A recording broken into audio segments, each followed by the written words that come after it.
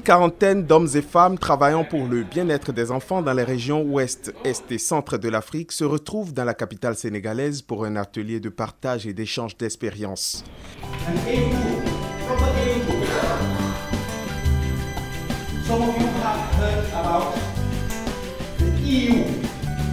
Cet important rendez-vous s'est déroulé du 7 au 9 décembre 2015, une co-organisation des bureaux régionaux de l'Afrique occidentale et orientale de l'ONG internationale Save the Children.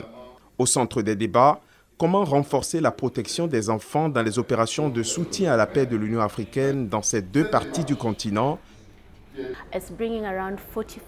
45 participants de l'Afrique de l'Est et de l'Ouest prennent part à cette rencontre de Dakar. Ils vont partager leurs connaissances et expériences en matière de protection de l'enfant. Cette rencontre réunit donc ces 45 participants qui sont des acteurs qui travaillent dans les opérations de consolidation de la paix. Certains viennent du gouvernement, d'autres des missions de consolidation de la paix et sont de l'armée, de la police ou sont juste des civils. Il y en a aussi qui interviennent dans l'humanitaire. Par exemple, Save the Children, l'UNICEF ou World Vision sont bien représentés à cette réunion.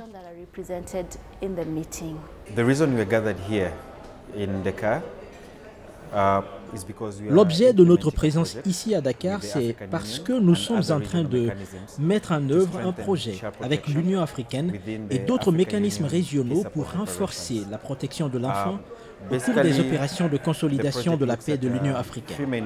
Le projet s'intéresse à quelques domaines comme l'absence de données, l'absence d'informations, l'absence d'un système de traçage ou de suivi sur les types de formations offertes et leur effectivité.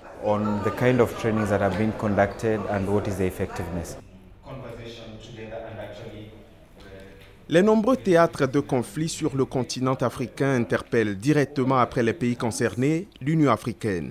En dehors des efforts déployés pour ramener la paix, la situation des enfants dans les zones hostiles préoccupe l'organisation continentale.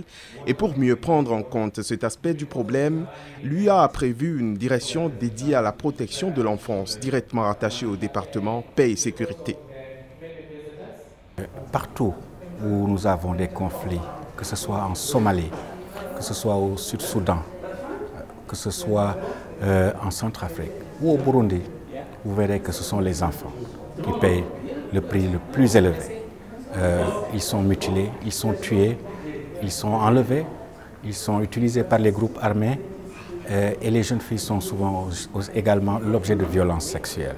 Donc c'est véritablement un sujet de préoccupation, mais ça constitue la priorité de l'Union africaine. Donc c'est la raison pour laquelle il y a un certain nombre de programmes qui ont été mis en place pour pouvoir interagir avec les États membres, mais également avec les institutions non gouvernementales comme Save the Children pour pouvoir apporter la réponse adéquate à la situation des enfants. Dans sa mission de consolidation de la paix déployée en Somalie, l'Union africaine a mis un accent particulier sur le volet protection des enfants, consciente du drame que vivent ces êtres fragiles et innocents dans ce pays, toujours en proie aux violences des groupes armés.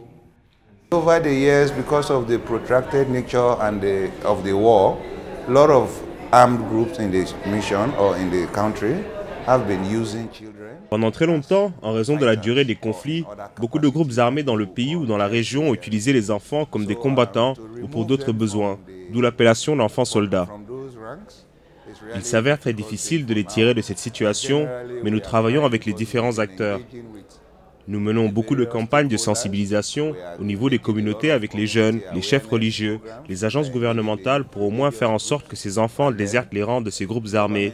Et nous prenons toutes les précautions nécessaires pour limiter les dégâts collatéraux comme les blessures et les troubles et tout ce qui est de nature à nuire aux enfants.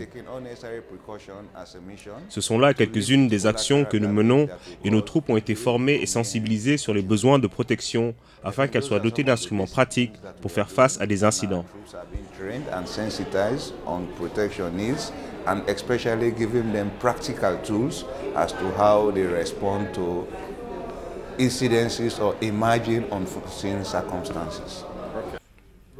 On peut donc retenir qu'avec l'aide de ses partenaires, l'AMISOM se bat toujours pour sécuriser la Somalie et garantir un avenir paisible aux enfants. L'espoir d'atteindre un jour le bout du tunnel reste grand.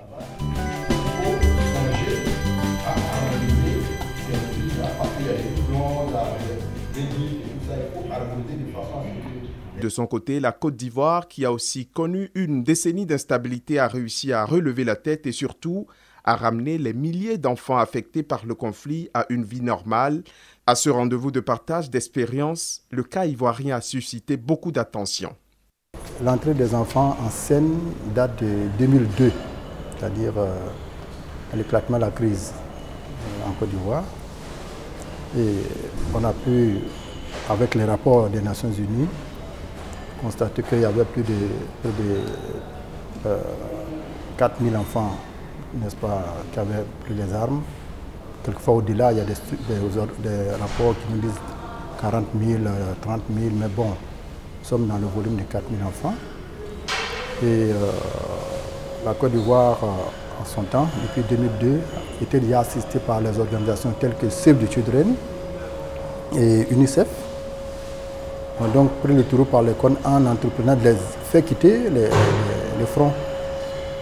Cette action avait pratiquement marché jusqu'en 2004,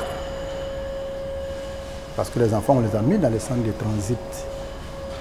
Et on leur a dit que les hostilités étaient terminées, puisqu'il y avait le cessez-le-feu, la ligne de confiance était établie, et les deux camps s'y fréquentaient. Apparemment, c'était bon. Jusqu'en 2004, où il y a eu l'opération Dignité, qui a déclenché les hostilités. Les enfants qui étaient dans les camps, dans les centres de transit, ont quitté les centres de transit pour rejoindre encore les fronts. Ce qui veut dire qu'aux enfants, il ne faut pas dire des choses et le contraire à la fois. C'est des êtres qui sont vraiment neutres, il ne faut pas les mettre dans ce jeu-là. Et quand ils sont revenus en 2004, les Nations Unies nous ont épinglés en 2005 pour dire qu'on utilisait les enfants dans les groupes armés. Donc on a été mis sur la fameuse liste, comme je le disais tantôt lors de mon exposé, que nous-mêmes nous avons baptisé la liste de la honte, parce que la Côte d'Ivoire est un pays de paix, où il faut beau vivre. On ne mérite pas d'être mis sur une telle liste, surtout quand il s'agit des enfants. Les enfants, il ne faut pas les utiliser sur les champs de bataille, ce n'est pas leur place. C'est nous qui avons baptisé cette liste comme la liste de la honte. Voilà. Et nous avons donc entrepris de les démobiliser encore de la même manière qu'on avait déjà commencé, avec l'appui bien entendu de Save the Children et UNICEF, et bien entendu ONUCI. Finalement, on a réussi en 2008 à quitter la liste. Une réussite saluée par tous les participants, mais cela n'aurait pas été possible sans le soutien et l'accompagnement de plusieurs organisations de protection de l'enfance, dont en premier plan l'ONG internationale Save the Children. Comme en Côte d'Ivoire, un peu partout en Afrique, l'organisation a conçu des modules de formation des militaires orientés sur la protection des enfants en zone de conflit. Les formations que nous leur proposons sont beaucoup plus ancrées sur la protection des enfants. En gros, je peux dire que nous les formons sur la manière de connaître un enfant, comment discuter avec un enfant, comment communiquer avec un enfant, comment intervenir lorsqu'ils apprennent qu'il y a des violences basées sur le genre faites aux enfants, comment ils doivent référencer des enfants qui ont été victimes de cas de violence ou d'abus sexuels. Donc, quels sont les centres vers lesquels ils doivent amener ces enfants et surtout comment ils doivent intégrer la protection des enfants dans leur formation de tous les jours et dans leur comportement de tous les jours. Nous ne travaillons pas seulement avec les militaires, comme je l'ai dit, mais nous travaillons aussi avec la police et la gendarmerie. Et ce sont les mêmes témoignages que nous recevons. Aujourd'hui, leur comportement, leur manière de voir les enfants a beaucoup changé. Et pour nous, c'est un point positif. 3 jours de discussion et d'échange d'expériences, d'où plusieurs participants ressortent avec beaucoup d'acquis. Exemple avec le représentant de l'école de maintien de la paix, Alioune Blondin Bey du Mali. Il repart à Bamako avec un capital d'informations qui sera très utile à son institution. La nécessité d'inclure dans la formation des militaires le volet prise en charge des droits des enfants en période de conflit, ce qui est quelque chose de très important, puisqu'étant militaire moi-même, c'est un volet sur lequel je vais assez capitaliser et c'est sûr, ce sera la pierre angulaire de ce que je vais rapporter une fois rentré au pays. Et pour mon école, ce sera de mettre l'accent sur la possibilité, le bien fondé de renforcer les formations sur les droits et protections de l'enfant. Militaires, civils et personnels humanitaires intervenant pour la protection des enfants en zone de conflit ont donc travaillé à mettre en commun leurs expériences. Mais à quoi serviront finalement les conclusions de ces fructueux échanges?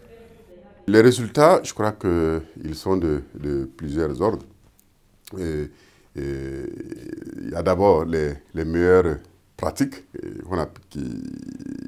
que les uns et les autres ont permis de dégager et de par le partage justement de leur expérience. Et il y a aussi cette coopération entre civils, militaires, forces de police également, qui se voit renforcée. Et il y a aussi des résultats liés au fait que on pourra, à partir de là, mettre en place un système de gestion des connaissances et de partage des connaissances, toute chose est fondamentale pour pouvoir aller de l'avant. Et bien sûr, il y a aussi le fait qu'en tant qu'acteur, avec des réalités différentes, des expériences différentes, ça permet de mutualiser voilà, les différentes expériences et expertises pour faire en sorte qu'on puisse avoir des résultats plus probants sur le terrain. La volonté de travailler ensemble pour une meilleure protection de l'enfant dans les opérations de consolidation de la paix de l'Union africaine a été fortement réaffirmée au cours de ces travaux de Dakar. Mais les enfants étant l'avenir du continent et par-delà du monde entier, leur bien-être est en fait une question qui interpelle bien au-delà de ces acteurs réunis ici.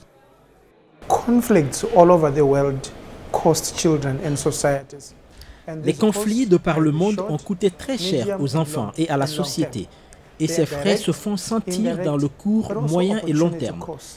Il y a des coûts directs, indirects et les coûts d'opportunité tels qu'une scolarité retardée, des gains retardés. Ce que nous disons aux gouvernements africains et au monde en général, c'est que les conflits génèrent des coûts exorbitants pour tout un chacun.